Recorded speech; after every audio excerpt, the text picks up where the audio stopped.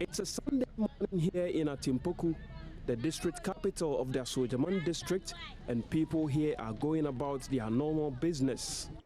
This constituency has been swinging between the ruling NDC and the opposition New Patriotic Party over the last couple of elections held within the Fourth Republic. A cosmopolitan and also swing constituency, this time round as the incumbent member of parliament, Honorable Asuogyaman, steps out. The context is now between the Honorable Thomas Ampeminyako of the NDC, who is also the incumbent district chief executive, and Kwame Edu Dakwa of the New Patriotic Party. Now, as we near close to the election day, we are in this constituency, and the simple question is, what are the issues that are going to influence voters when they go to the polls come December 7? Residents of this constituency are predominantly farmers, with a few others in the public sector. The Asuogyaman constituency has a voter population of about 60,000. The constituency has not been loyal to any of the contesting political parties, with the seats swinging between the NDC and the MPP since the beginning of the Fourth Republic. In 2012, the incumbent member of parliament for the constituency, Asuogyaman of the MPP, polled 20,750 votes to beat the then incumbent MP Joseph Asari Akoto of the NDC, who managed 18,650 votes. So when I met with some youth of the constituency, I asked for their assessment of their MP and his record. Representation in parliament has really been so poor, if I would say. Parliamentary leadership has been porous in that taking the current member of parliament into consideration, Honorable Asuogyaman, he has not been coming to the constituency. So what issue will influence voters' choice in the constituency on December 7, 2016? As I'm talking to you, VLTC had sacked almost all the workers. They are under distress. And then a lot of issues. When you go to ATL, these are textile companies. Now their complaint is that they cannot match the competition with those that are importing the Chinese products. And it is really affecting the two textile companies we have here. These companies were not established today. They have been there since. And in the MPP's era, we could all testify that things were going on well. Today, I can tell you over 50% of the workforce had been sent home. The key issues, I would say, employment will be one, development will be one. That's what for me. I keep on telling my people to vote for no other person than Honorable Thomas Ampem, because in the past 3.5 years that he's been to office at the DC, we've seen the kind of developmental project that he has been doing. But with his opponent, who is by person Edu Dakwa, you know, personally, I was born and bred in the constituency. I don't know him. I never met him. His name just popped up 3 months to the MPP parliamentary election. They call him Burger because he stayed outside all day. He stayed outside for most of his years. And he came, and I bet you, moving into some of the villages and towns in the constituency, he doesn't know them. He gets there, they have to tell him this is the name of this place. And such a person, how can you help us? But there's always the first time. There's always the first time. But I think he should have been back home to learn certain things. Know the kind of problem that we do face in the constituency, but not just come within 2-3 months, then they elect you as their PC. And I truly believe that he has nothing for us. He can't do anything for us because he doesn't know our problem. You should know the inside out of Asuogyaman before you can help the people. Asuogyaman has always been a swing constituency. As far as I remember, apart from maybe the first member of parliament of this constituency under the Fourth Republic, no other MP has been able to hold on to the seat for 2 consecutive terms. How would you describe the Asuogyaman constituency?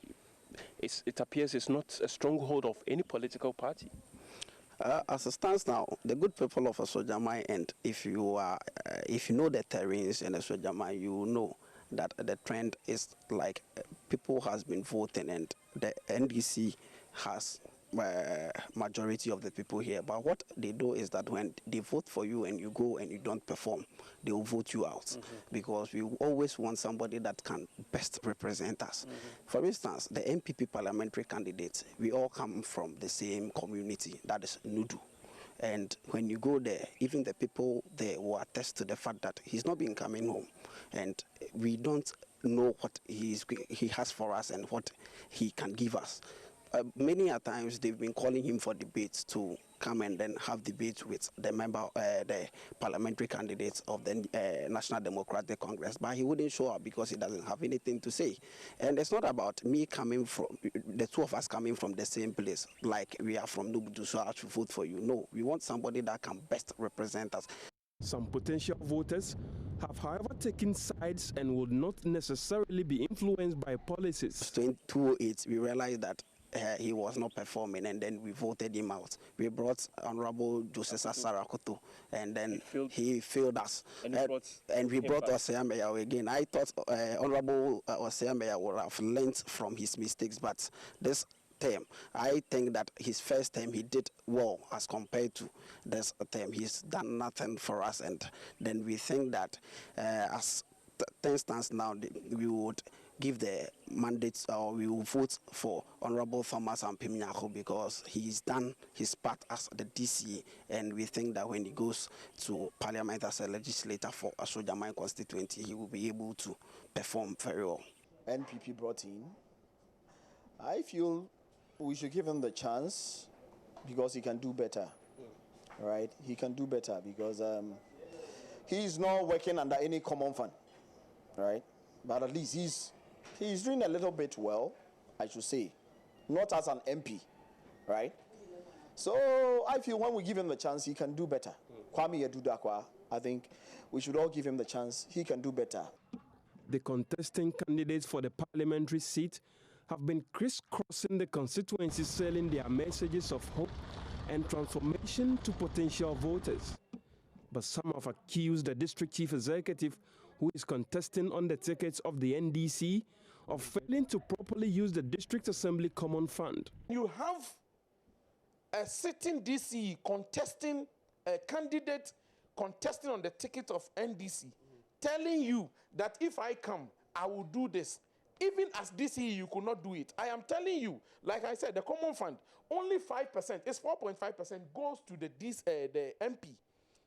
95% goes to the DCE. So if you cannot perform with 95%, how can you assure me that when you become an MP and they give you only 5% of that money, it's not even 5%, let's say 4.5%, how can you assure me that you can perform better than 4.5? What informed his decision to contest as an MP? Meanwhile, the taxes they collect from us as a DCE, it comes to you. The central government shares this money. You have your share as a common fund, 95%. Clearly, you think he can't do a better job? No. But the district chief executive disagrees. I have thrown challenge to them that make a list of all the things you did in 8 years when you were, in power, from 2001 to 2008. I have already prepared our local green book. I have listed all the developmental projects that we have done from 2013. From the other side are contesting that. They are not. From 2013 to date.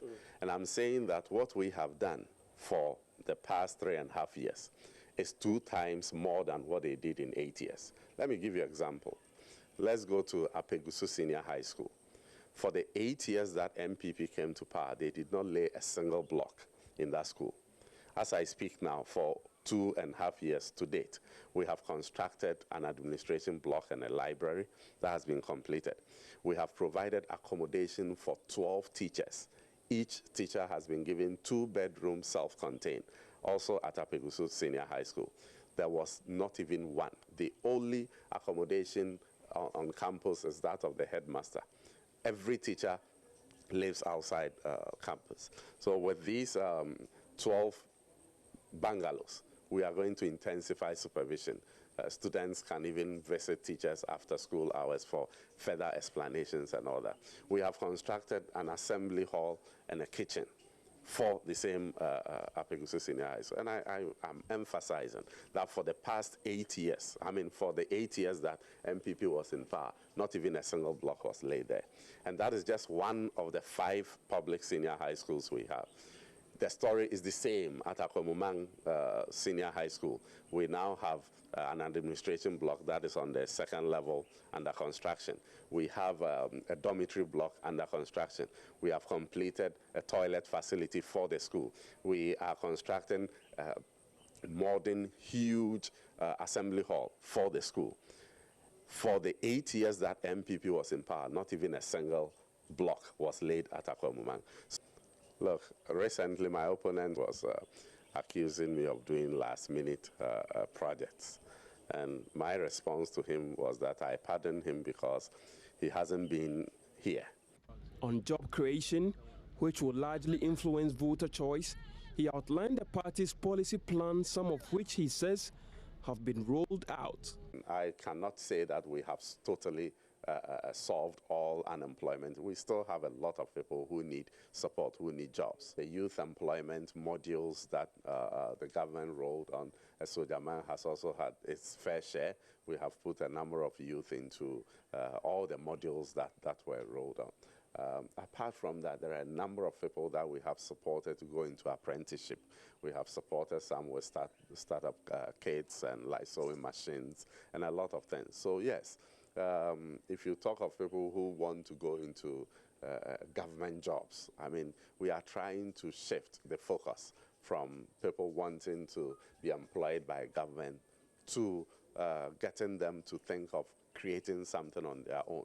And so that is why we will continue to support youth in aquaculture, youth in agriculture and all these things, because we have a huge potential. We have the Volta Lake here, we have vast fertile land for a lot of things. And so these are some of the things that have happened. Do you have the statistics to tell this? I'm talking about numbers, number of youth who have benefited from the interventions you just listed. Yes, a lot of them. One group of youth that did this were even about 40 of them. Is it just on a short-term base or it's long-term?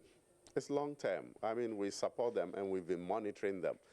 The parliamentary candidate of the New Patriotic Party, however, did not avail himself for an interview. But considering the fact that the constituency is a swing one, you never know who the majority of the people will vote for.